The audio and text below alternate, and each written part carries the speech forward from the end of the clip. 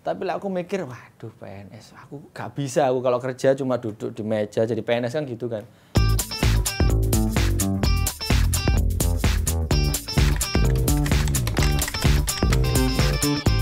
Awalnya sih berangkatnya dari iseng yang berhadiah lah. Jadi dulu pertamanya kan kami ini berenam, jadi awalnya tuh berenam. Itu dari sekolah yang belajarnya tuh kita mempelajari animasi. Kalau sendiri kan kalau animasi kan bikin kartun tuh, jadi capek. Akhirnya gara-gara capek itu kita nggak pulang, nggak istirahat, tambah bikin video. Jadi ketika kita memikirkan namanya, ini kita bikin videonya kita kasih nama apa nih? Yaudah skak aja. Apa tuh skak? Skak itu singkatan sekumpulan arek kesel, sekumpulan anak capek. Ya terus dari situ mulai kita upload ke YouTube. Sesekali komennya bagus-bagus, 2 kali nyebar ke teman-teman kelas lain, terus nyebar lagi ke sekolah lain gitu. Jadi kita pertama kali masih belum tahu bahwa YouTube itu bisa menghasilkan uang. Kita motivasinya untuk bikin video ya dari komen-komennya itu. Bagus mas, bagus, bikin lagi gitu. Itu pencar ketika kita udah lulus sekolah, ada yang jadi tentara, ada yang jadi udah keluar kota jadi pencar. Dari aku sendiri juga sayang banget kalau misalnya ini cuma ditelantarkan gitu doang, terus akhirnya ya udah aku terusin aja sendiri gitu, bikin video sendiri. Yang di kamar itu yang tipikal vlog gitu, ke kamera gini gitu.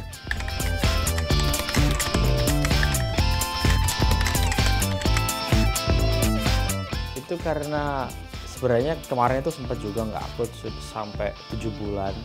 Karena di sisi aku, kenapa kok sampai lama nggak upload itu? Karena lama-kelamaan semakin kesini aku justru semakin bingung. Kayak dulu kan aku pertama kali jebret keluar, aku bikin video kan pakai bahasa Jawa. Yang orang-orang yang nonton videoku adalah orang-orang masyarakat Jawa yang oke, dia Jawa nih, jadi kita support. Semakin kesini aku berpikiran bahwa ke depan aku pengen masaku agar lebih banyak lagi. Oke, agar lebih luas lagi, agar orang tidak berbahasa Jawa bisa ngerti videoku gitu. Nah, aku bikin videonya pakai bahasa Indonesia. Justru yang dari awal nge-support justru wah, merasa terkhianati gitu. Jadi dari segi aku kemarin 6 bulan itu aku kumpulin gimana ya, ide-ide yang kreatif lagi. Terus aku juga persiapan kru aku ini aku bentuk lagi gitu kan, editor, kameramen itu aku bentuk lagi. Terus juga memikirkan bahwa ke depan kalau misalnya kita terus-terusan syuting di rumah, yang maksudnya dulu kan masih ikut orang tua, jadi kalau misalnya syuting agak kurang gimana ya, kurang enak gitu kalau syuting malam-malam kita teriak-teriak gitu kan. Jadi kita ngumpulin duit buat ya sewa tempat atau apa agar. Nah sekarang udah kejadian, sekarang udah mulai rutin lagi. Sekarang keputusannya akhirnya tetap pakai bahasa Jawa. Untuk yang tidak tahu bahasa Jawa ya udah kami kasih subtitle. Udah dan Jawa, dan so far justru kalau aku lihat di komennya ya udahlah mas, nggak apa-apa, yang penting ada subtitlenya. Dan dari sini ada plusnya juga, kami juga bisa sedikit tahu lah tentang kebudayaan Jawa, maksudnya omong Jawa gitu loh. Lapo koneng kini. Nah, kalau misalnya yang simpel-simpel gitu orang-orang tahu. Gitu. Kalau yang di Jakarta sampai ada Skakmi Jakarta. Kan aku kaget gitu kan. Skakmi itu nama orang yang suka video aku gitu kan. Biasanya kan kayak di Jawa-Jawa doang, kayak di ya Surabaya, Jogja, Solo. Tapi sekarang ada Jakarta dan itu kuat dan itu banyak banget orangnya gitu. Dan mereka kok lo bisa bahasa Jawa, kok lo suka gua gitu. Iya bang, ya dikit-dikit tahu kan sekarang ada subtitle, jadi kita bisa belajar dikit-dikit gitu. Kalau recently yang sekarang yang disenengin sih mostly emang komedi sih. Karena dari awal aku juga komedi yang nge-vlog, yang berbicara satu arah ke kamera gini, monolog. Itu yang paling banyak diminati. Yang di kamar kita meluapkan, kayak misalnya aku punya cerita tentang kehidupan aku. Kayak hari ini aku cerita di situ. Jadi metodeku ini adalah metode bercerita, di mana ketika aku bercerita ini orang yang nonton videoku tuh merasa menjadi teman. Aku berbicara kayak gini bukan berbicara kayak sok pintar atau apa, tapi aku mencoba untuk berkomunikasi. Jadi orang yang nonton videoku tuh kayak ya udah, ini adalah curhatan dari temen aku gitu loh. sama seperti itu. Jadi kayak mereka relate banget gitu dengan itu.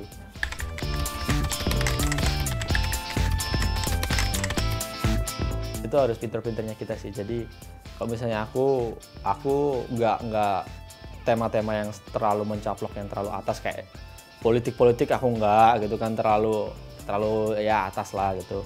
Terus kalau yang lain-lainnya juga masalah yang rumit-rumit enggak, aku yang keseharian aja. Kayak aku punya satu cerita video tentang yang sangat sepele, tentang ngentut atau tentang apa kan, itu sepele tapi kayak semua orang mengalami juga. Jadi ketika orang nonton video tersebut kayak, oh iya aku juga pernah kayak gitu loh. Jadi kayak relate banget gitu loh. Kalau di YouTube itu kan ada analitik, YouTube analitik. Itu umur 13 tahun sampai umur 25.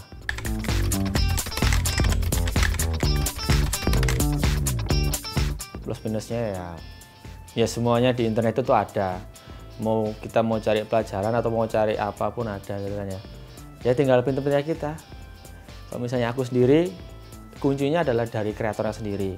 Kan kreator kan sudah tahu dari analitiknya tersebut, sudah tahu bahwa nah ini loh follower kamu, ini loh orang-orang yang nonton video kamu umurnya segini. Ya tinggal pinternya kita aja.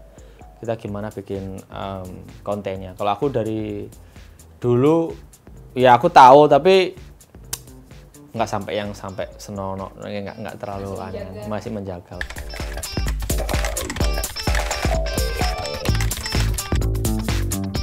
Iya, karena aku punya 2 channel, yang satunya Bayuskak, yang satunya Bayuskak Daily Life. Yang Bayuskak Daily Life ini yang ya keseharian aku ngapain aja, aku kadang upload di situ.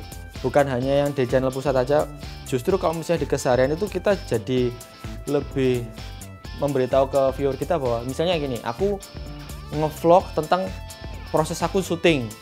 Jadi kan ada info-info yang lebih lanjut tentang oh jadi gini ya caranya syuting, oh kameranya ini aja ya Mas Bay, oh gitu. Jadi so far masih ada kontennya juga sih, jadi nggak cuma keseharian. Kalau nggak jadi YouTuber saya mungkin jadi udah lulus terus S1 dan mungkin sekarang kerja kantoran mungkin. Dan kalau iya itu sih kan PNS. Ya orang tua itu loh, kalau orang tua kan kan saya dari Malang kan, jadi ya wis lale wis kuliah wis, ya udah kuliah aja wis, nanti kalau lulus ini aku punya kenalan ke PNS terus mlebu PNS saya wis ayem kan. Tapi lah aku mikir waduh PNS aku gak bisa, aku kalau kerja cuma duduk di meja jadi PNS kan gitu kan. Ya aku punya jalanku sendiri. Dulu pertama kali waktu bikin video terus sampai kuliah IPK sampai 1, 0, juga pernah kan. Itu dimarahin sama orang tua. Aduh Bayu, kamu ini ngapain nge-YouTube terus-terusan? Apa untungnya YouTube? Terus ya udahlah, aku masih sabar aja. Lambat laun aku bisa membuktikan, loh ini loh Bu, aku dari YouTube bisa menghasilkan ternyata dapat ini. Lama-lama ya wis lale, ya udahlah Nak, kalau misalnya ini jalanmu ya wis lah. Ini lagi di ujung tanduk. Dikit lagi sih sebenarnya itu. Ya kurang satu tahun lagi, dan dari pihak perkuliahan juga udah sampai jangan sampai keluar lah Bay, kamu tuh sudah beberapa kali main film, kalau misalnya kamu lulus kan bisa mengharumkan nama kampus kita gitu kan, janganlah ya Pak bentar Pak, saya masih fokus film saya ini gitu. Ya udah nanti kalau udah balik lagi kuliah ya Pak.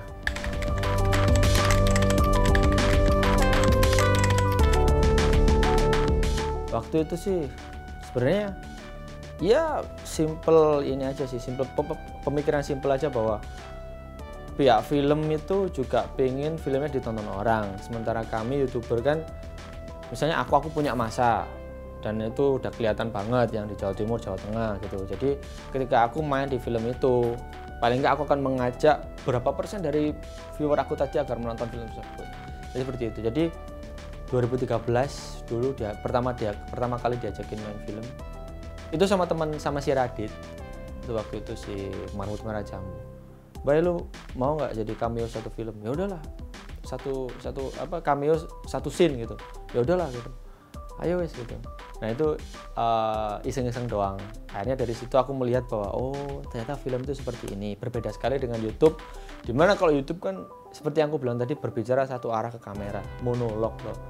Jadi kalau misalnya nge-vlog kan, hey apa kabar? Ini kan satu arah. Kamera kan nggak mungkin berbicara kebalik ke kita. Kalau misalnya dialog kan sama orang lain, hei apa kabar gini kan dia bakal ngomong balik ke kita. Nah ini cara ngomongnya pun juga harus beda. Kamera kan, hei apa kabar. Nah kalau misalnya ke orang lain masa, hei apa kabar, ditampar bisa-bisa. Nah itu yang aku gembleng, bener-bener aku gembleng itu. Untuk YouTube sendiri masih aku akan tetap jalan karena nggak bisa dipungkiri bahwa yang buat nama aku besar itu adalah YouTube ya. Kalau tiba-tiba aku nanti berhenti ke YouTube ya enggak lah, jangan. Di samping itu juga YouTube masih sangatlah menggiurkan ya kan. Ibarat kue itu kalau YouTube itu masih gede banget yang belum dicaplok sama orang banyak. Kalau jadi dokter, semua orang kalau udah pengen jadi dokter, ini kuenya udah dicaplok orang banyak, sampai mau jadi dokter harus bayar dulu 300 juta. Waduh itu. Nah, kalau YouTube kan yang nyaplok cuma dikit. Nah, itu satu masih menggiurkan lah ya. Jadi ke depan masih akan ke YouTube. Untuk masalah karya-karya yang lain seperti contoh main film atau bentar lagi aku akan start film aku sendiri itu, ya itu adalah upaya untuk memperluas itu tadi, membuka keran yang baru. Kalau YouTube udah kerannya udah mengalir kerannya ya, alangkah baiknya kita cari keran yang lain gitu. Jadi gini, misalnya aku nih dulu tuh terus terang anaknya pendiam. Nah begitu aku tahu YouTube, yang aku tahu dari YouTube itu apa? YouTube itu bebas. Slogannya YouTube itu kan broadcast yourself, ya kan? Jadi setiap individu itu bisa membroadcast dirinya. Misalnya kalau dulu harus ikut A, B, C agar bisa terkenal, tapi kan sekarang bisa di YouTube broadcast yourself, membroadcast dirinya sendiri. Ketika konten kita itu udah oke, konten kita menghibur, pasti kita yang akan dicari sama orang-orang. Nah gitu. Nah kalau misalnya aku sendiri ya di YouTube itu untuk menghibur orang itu sih, karena aku suka ditonton orang, karena aku suka interaksi antara aku dan orang-orang yang menonton aku tuh bisa langsung. Kalau YouTube kan itu yang kelebihannya YouTube. Kalau misalnya di TV, siaran TV, ya udah kita akan terus memberikan aja, orang-orang bakal nonton langsung karena kan nyetel TV menyalakan TV itu kan ya langsung aja. Tapi kalau YouTube kan bisa langsung di komen gitu loh, itu yang plusnya.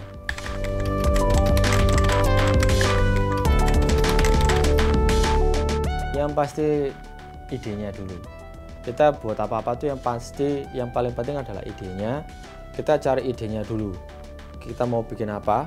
Nah, misalnya ada pertanyaan bahwa, Mas, aku sulit buat mendapatkan ide. Gimana tipsnya biar dapat ide? Kalau aku sih tipsnya aku bawa notes. Di HP aku ada notes yang aku akan tulis di mana-mana. Aku akan selalu nulis. Misalnya aku main ke sini, terus aku ada di benak aku ada sesuatu hal yang lucu, ya udah tulisnya di situ. Main kemana lagi makan tiba-tiba ada hal yang lucu, ya tulis aja.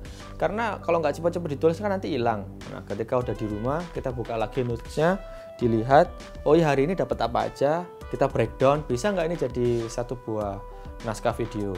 Ya udah bisa, ya udah kita bikin.